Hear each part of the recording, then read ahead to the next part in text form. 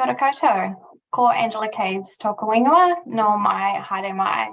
Welcome to the Tai Tokerau Northland Business Growth and Support Virtual Conference. My name is Angela Caves and I'm the Partnership and Events Lead for Digital Boost. It's my pleasure to be hosting you over the next few days. Welcome to our audience who have joined us in the webinar, and a warm welcome to those who have joined us via a live stream on either Facebook, LinkedIn or YouTube. We have 3 afternoons full of sessions for you, sharing the breadth of support that is available to the Northland business community.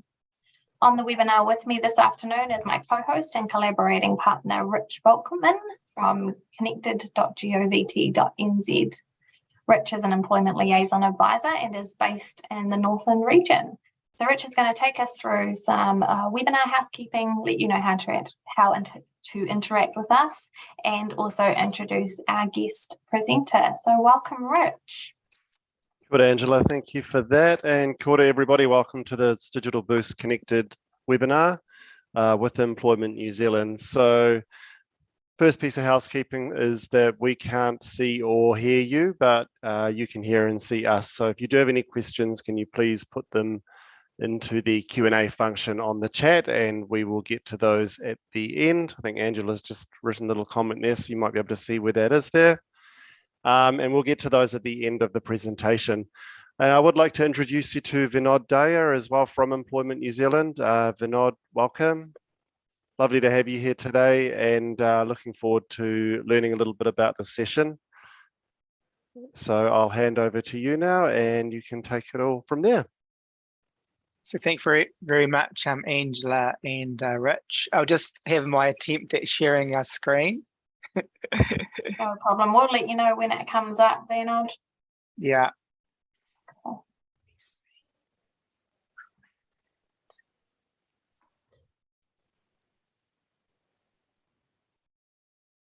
So, I think I might be in notes view, but we might be able to change that. Yeah. So if you just pop it into presentation, then I can let you know if that comes up for us. Hang on, just come over here. That's all right.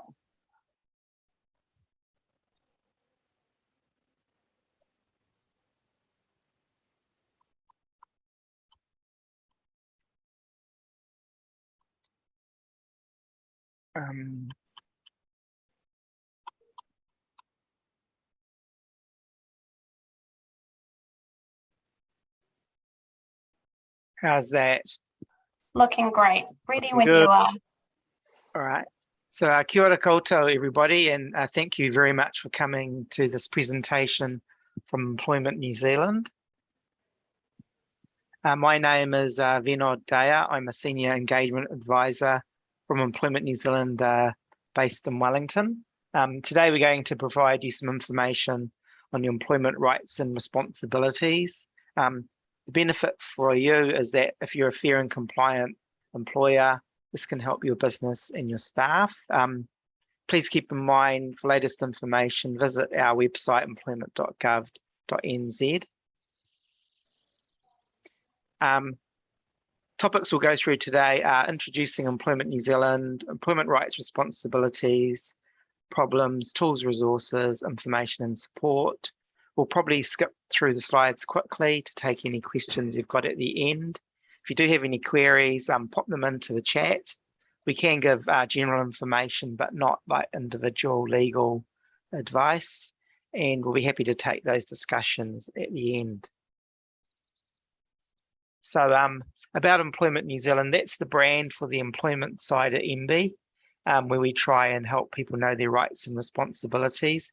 You probably would have seen our website, Employment.govt.nz. We're active on social media, Facebook and LinkedIn with over 200,000 followers. And a couple of our brands out there are the Employment Mediators, that's the voluntary service, and the Labour Inspectors, who are like our enforcement arm. In terms of meeting obligations under employment law, there's a lot of just general basics to make sure that you're clear on and you get organised in advance. So one of them is that when you are hiring workers, make sure that you're aware when you are hiring someone as an employee and don't get confused with the contractor. So we'll take you through some of this foundational stuff. An employee is anyone who's agreed to be employed under a contract of service. So not for service, but of service. That's via an employment agreement to work for a form of payment. It includes wages, salary, commission, or piece rates.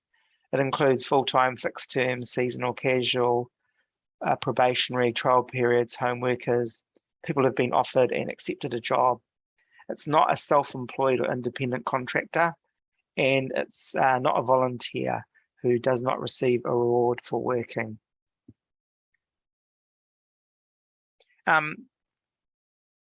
As we know from the recent Uber case, it can be challenging about when someone is an employee or a contractor, and the courts have provided some legal tests. So I'll take you through some in the slide using the example of we have our business and we're looking to hire a gardener. So we apply the intention test.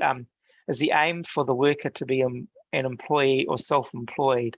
A contract for services rather than an employment agreement implies a contractor. Control versus independence. Will they be supervised? So the more control over their work hours and methods implies an employee rather than a contractor. Integration. Will they be part and parcel of the organisation?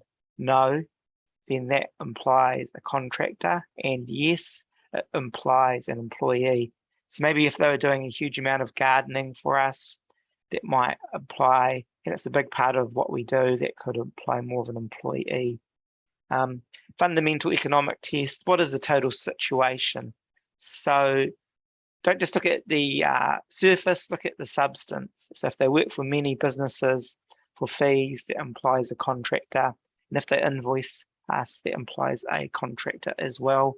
You can if you're still not sure, give MB a ring, and we can guide you to a service that can help guide you on what the status is for your situation. But get that sorted up front to save you problems later. An employment agreement or a contract is a foundation of every legal employment relationship, and all employees must be given a written employment agreement. And these are some mandatory things that must be in every employment agreement, or you might just simply call it a contract. So the names of the parties, the job description, that's the duties. It can be actually an attached job description or in the contract, place of work, hours of work, wages, salary, time and a half, which you get if you work on a public holiday, employee protection provision for certain industries, and resolving problems, which is the process that you go through. We'll come to a tool called the Employment Agreement Builder tool later, which is a free way you can download templates to make complying with this much easier for you. Employees have some minimum employee rights. They're called employment minimum standards, and they are obligations for the employer. So we're just going to take you over some of them. There are a lot more, but these actually become obligations for you as an employer. So we have the minimum wage, which is when it is adjusted, it's usually adjusted on the 1st of April 2022, and the adult rate for all people over 16 is $21.20 per hour gross, and there's a starting out and training rate, which is at 80% of the adult minimum rate, which is there. We also have public holidays, so we now have 12 public holidays per year, including Matariki. And if someone works on a day where they would normally work, as well as getting the 1.5 times the normal rate, they're also entitled for an extra day in lieu, which they work out for it with the employer at a suitable time to suit the employer. Employees allowed annual holidays, so 4 weeks paid annual holidays per year, kicks in after 12 months, and sick leave, which is 10 days per year after 6 months. And that's for the person and also for them to look after their dependents. Bereavement leave. So after 6 months, if someone close to the employee passes away, say a spouse, child, brother, sister, that kind of close relationship, they're allowed 3 days for that bereavement. And if it's someone where there's a special relationship, maybe someone in their whānau, they can ask the employer.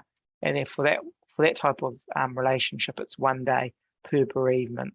Please note that you get these bereavement leaves per bereavement, and it's not on an per annum basis. So someone who unfortunately had a lot of bereavements, once they might be entitled to them, is entitled to use a number of the bereavement leave on a number of occasions. Doesn't have a cap there of amount of leave that they can use per annum. Domestic violence leave is 10 days per year after 6 months, and rest and meal breaks depend on the hours worked. So there's a schedule in the law where if the parties can't work it out, but the parties should try and work it out together. And it works. So if we looked at, say, an 8-hour shift, because it's based on the number of hours worked, then the employee would typically get, say, a morning tea and an afternoon tea, which is 10 minutes, and that is paid time. So that's they can have a break and do any personal things they need to. And in the middle of the day, a meal break of at least 30 minutes, and that is unpaid time. So the amount of rest and meal breaks just depends on the number of hours worked. And giving this right is based on what's reasonable and practical for the parties to negotiate. But if they can't work something out, then it's set in the law. A union, so all employees have the right to join a union. They shouldn't be unduly influenced in this right and the ability to join a union if they choose to do so. Dismissal and redundancy are ways of someone losing a job. Whenever that happens, a fair and proper process must be followed. Some employer responsibilities. So as an employer, you must provide your employees with a written employment agreement. You are putting an offer out to someone, you've got to give them an intended agreement, enough time to read it and understand it. Keep a signed copy, and then keep it current when you have verbal agreements. Update the agreement and have it available whenever your employee asks for it on request. Provide a safe workplace. Have the policies and procedures, training so that they're safe. Pay for the PPE. That's the employer's obligation, not the employees. Provide a safe environment also from being free from bullying, discrimination, sexual and racial harassment. So it's not just the managers, but you have to provide it so the whole environment is free of these types of things. Follow a fair process of taking a disciplinary action. So you can look up on the website, there's 2 types of conduct, serious misconduct and misconduct. And the number 1 rule when you're setting up a business is make sure that you've got your systems set up. So your wage, time records, holiday and leave records. So it's very important for you to meeting your legal employment requirements, your ACC requirements and your tax requirements. So if you can't do it yourself, you don't have the capability, you may want to get professional advice or professional services, but it's the number 1 rule is we encourage you to get your systems sorted up front to save you problems down the track. Migrant exploitation. So that's a very serious concern for the government, and it's a big program over the next 5 years. This is where migrants are exploited, and while most employers are good employers in New Zealand, unfortunately there are cases of migrant exploitation. So there's a new visa to help people, migrants come forward with complaints called the Migrant Exploitation Work Visa.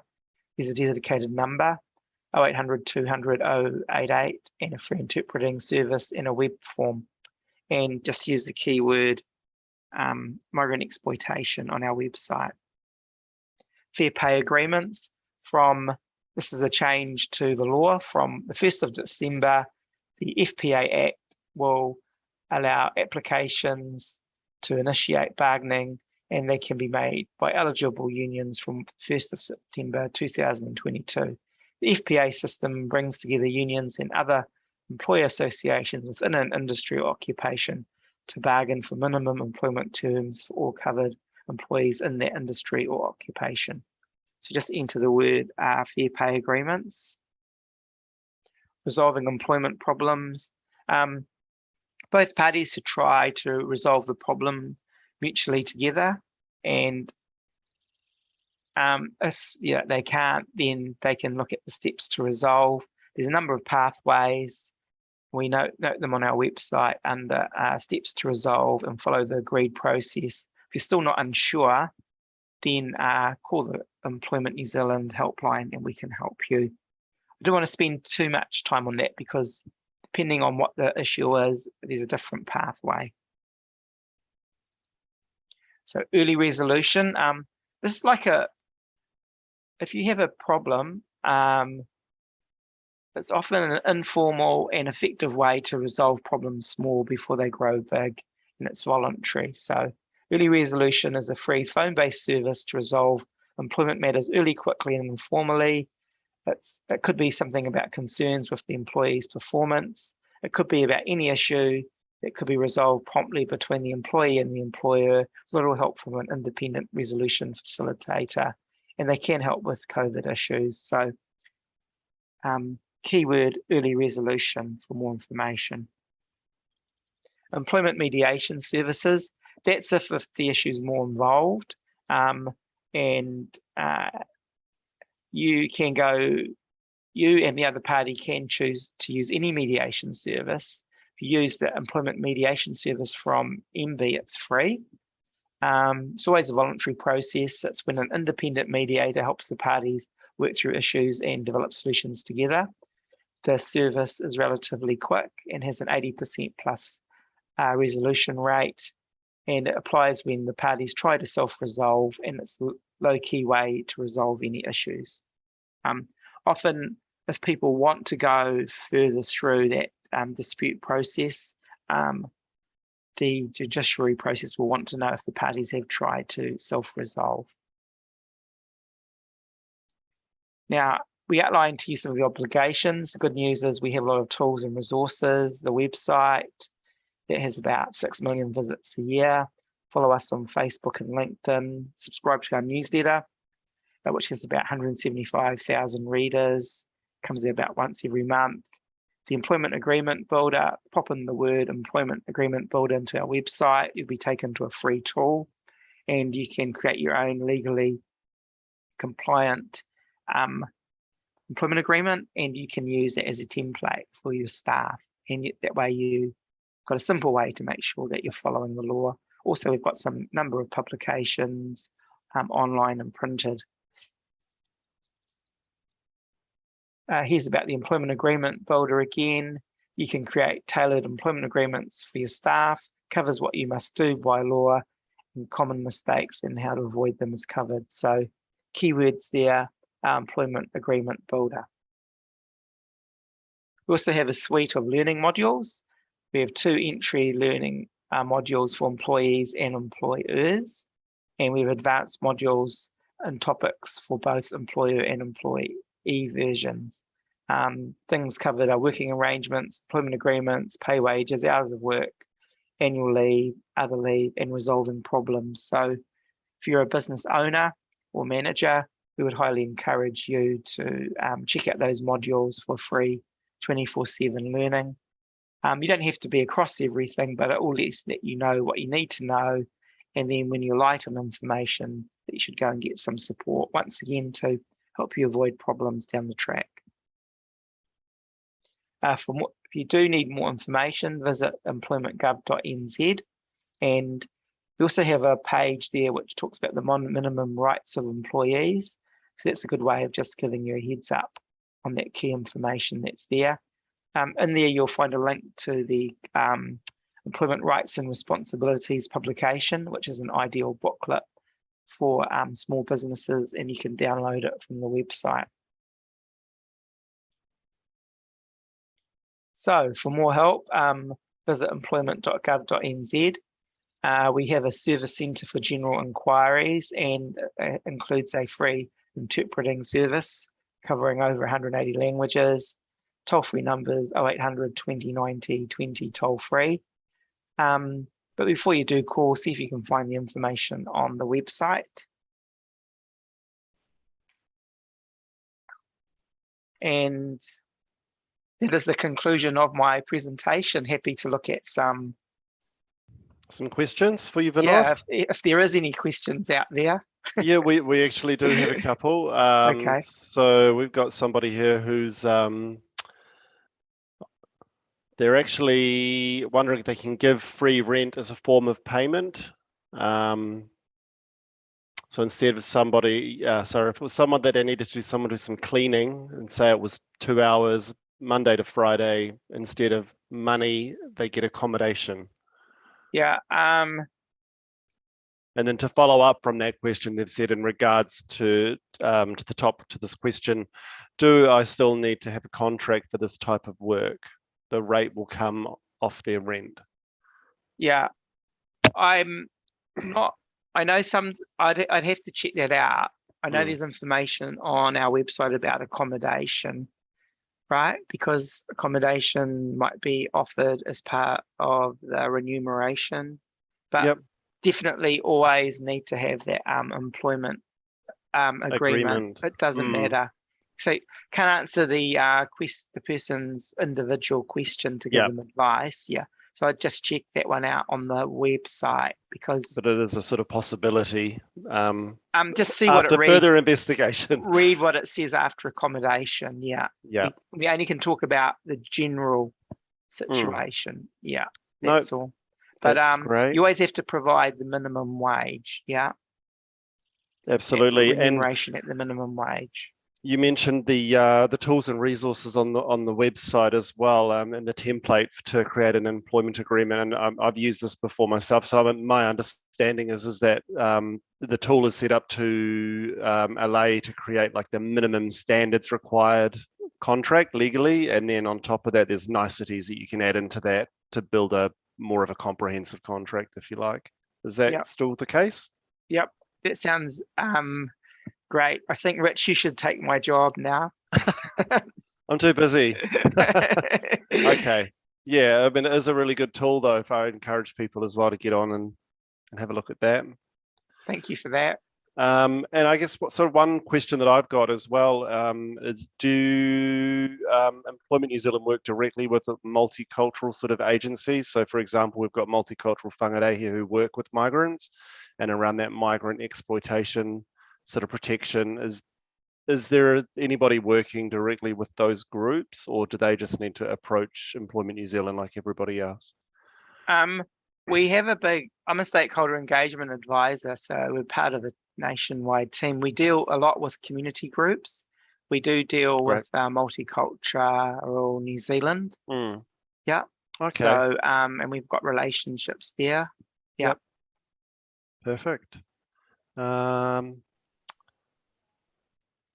And another question's just come in here. Where is the biggest area of employer non-compliance that your agency wants to address?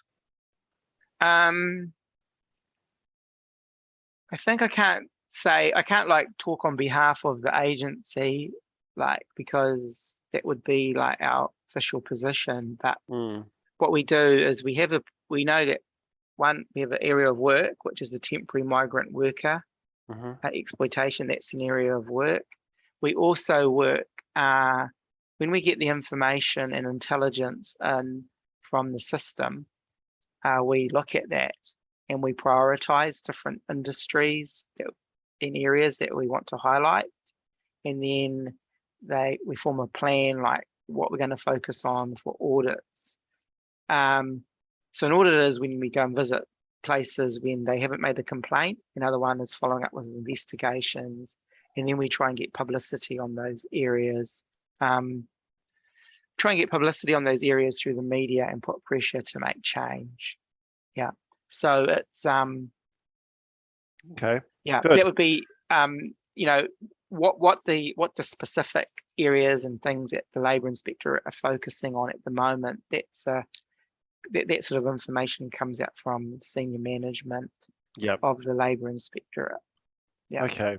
And do you have a physical presence up here in Northland? Is there somebody someone can walk and talk into? Yeah, we don't we don't have our drop-in offices where people can visit us. I think we don't really run on that basis. No, Employment New It's Zealand. online and over the phone, eh? Yeah, but what we do have is we have partners. So we have a relationship with Citizens Advice Bureau. So they have a nationwide offices. Yeah, so you can visit them, and that's a very close relationship. And then secondly, we also partner with community law. So if someone's a vulnerable person, they can contact community law. Great. Perfect. Okay. Well, I think that's it. Thanks for your time and all the information and knowledge you've shared there today. I'll hand back now to Angela. Thanks, Vinod. Thank you. Thank you. Thanks, Rich, and thanks, Vinod. Some great information there, and I will just mention I have dropped in some frequently asked questions and some links into the chat for our audience to kind of go through and pick out some of those links that you referenced in your presentation as well, Vinod, just for handy access. Additionally, this is recorded and will be uploaded to YouTube, just as a reminder, if you do want to come back and have a look at those keywords on Vinod's slides where you can get some information for your particular situations. Yeah, and on the accommodation question, just feel free to search for that on the website. If it hasn't got the information you need, just give the service centre a call. Great, thank you, appreciate that. And I did see that the person that asked that question has popped in a thank you there as well, so awesome. I will just remind everybody that we're collaborating with Connected to bring this to you. We're Rich's from Connected.govt.nz, so please, if you months down the track, if you think, oh, I've heard something about that in that conference, but you don't remember where to go, head over to Rich and he will be that conduit of connection for you to the likes of Employment New Zealand or any of our other agencies joining us throughout this conference. If you do need support with your digital transformation journey, we're here to help all New Zealand small business jump on that journey. So if you need any tools or resources or in-person or digital support for that, please jump onto Digital Boost. We've got an entire customer experience team waiting to help you start that digital transformation or help you with your next steps. That does bring our session to a close. I've just got one more question in there that says that the link to the newsletter isn't working. Vinod, can you just remind me, if people jump onto Employment.govt.nz, is there an easy way to sign up for that newsletter? Yeah, there's a link at the bottom of the website. After this session, I'll just check the link, whether the link works. If our clients are still having issues, then there's a contact us form. So they could pop that into there, but I will check that out at the moment, whether that link is working up right after this lovely, cool. This session. Thank you, Vinod. That's great. It could also be me copying and pasting it over, and so apologies if that isn't right, but head over to employment.gov and see if you can sign up from the bottom of that page there. Thanks for bringing that to our attention. That does close our session. We're right on time. We have got business.gov up next at 1:45. So if you would like to join us for that session, please head over to the landing page or connected.govt and look for the In Your Region sign. Head to the Northland region. You'll be able to sign up for future conference sessions there. Thank you very much, everyone. Been a pleasure to host you, Vinod. Thanks for joining us. Thank you, Rich. We'll see you in the next session.